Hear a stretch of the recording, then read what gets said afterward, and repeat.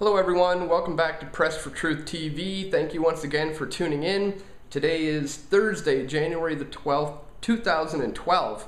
And I wanted to share today with you an article that was sent to me this morning, which I find very interesting. It's something we're going to have to keep a close eye on in the coming months.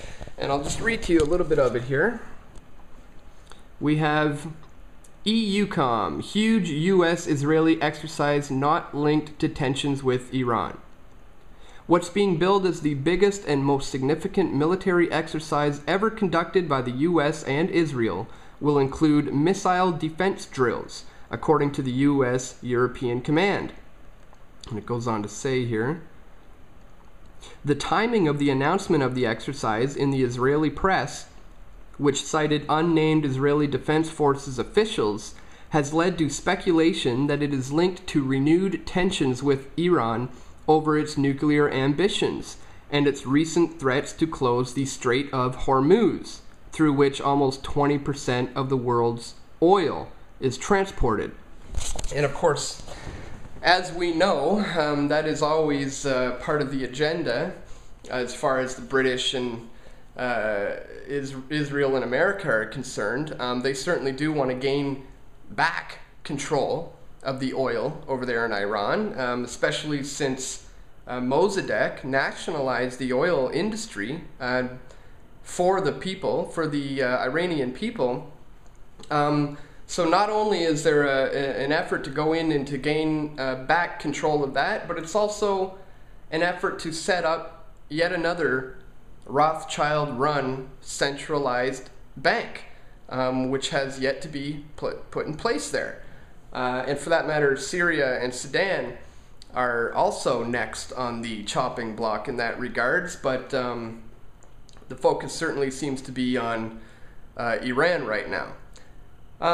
So with the announcement of these drills and knowing that that they want to invade and attack, this just confirms for me the very real possibility of a false flag attack.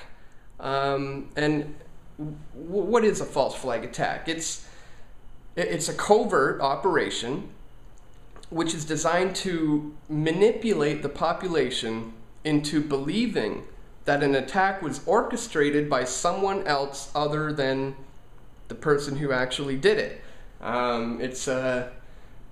The terms derived from the military. This idea of false flag is literally the concept of flying the flag of another country while you yourself are carrying out an attack in order to blame it on them.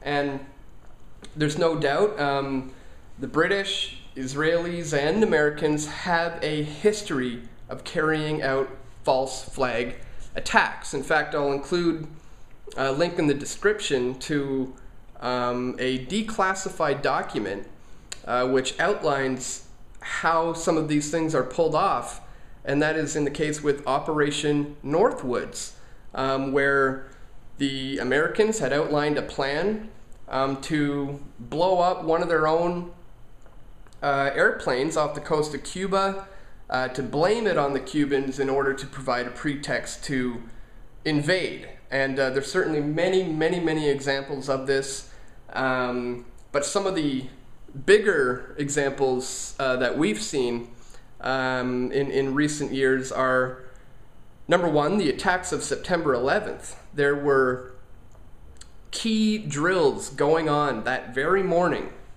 at NORAD, the North Aerospace Command Defense Command Center, where they were in the middle of conducting drills that morning involving hijacked aircraft.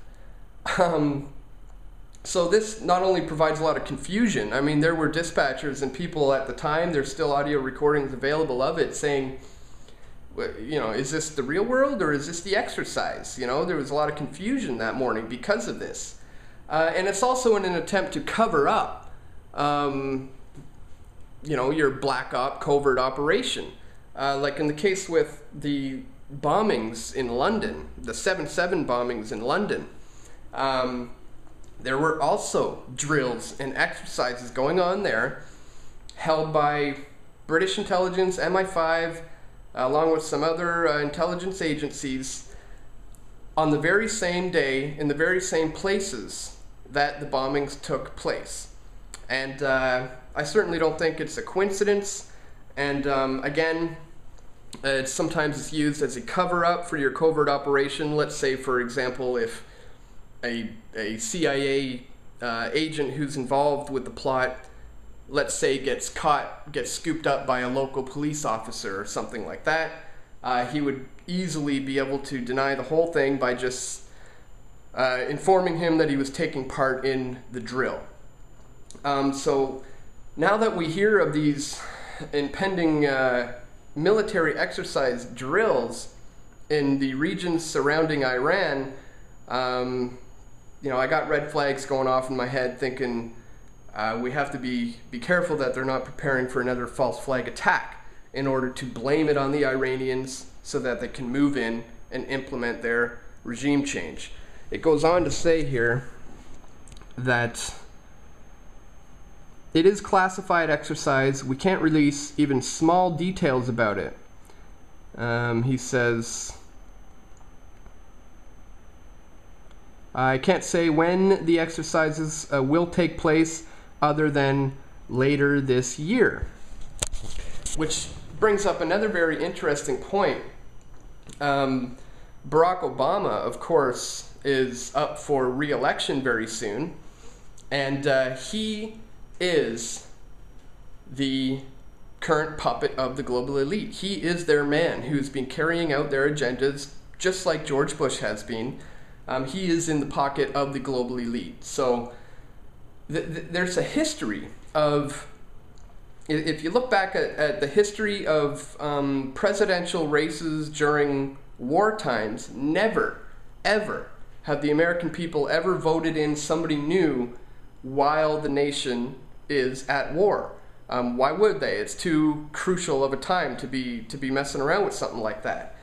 So this very well could lead to what is referred to as an October surprise, where we could see this US-led military drill false flag attack scenario somewhere around the time leading up to the re-election of Barack Obama, not only to provide the excuse to invade and attack Iran, but to also ensure that their puppet remains in power for 4 more years in order to carry out their agendas. So this is definitely something that we're going to have to keep a close eye on. Anytime you hear about military exercises and drills, especially under these circumstances, you have to be very, very aware. So I'm going to leave you with that. I'll put a link to the declassified document known as Operation Northwoods in the description. If you want to download it, you can check it out for yourself. It kind of outlines how these types of things are possible.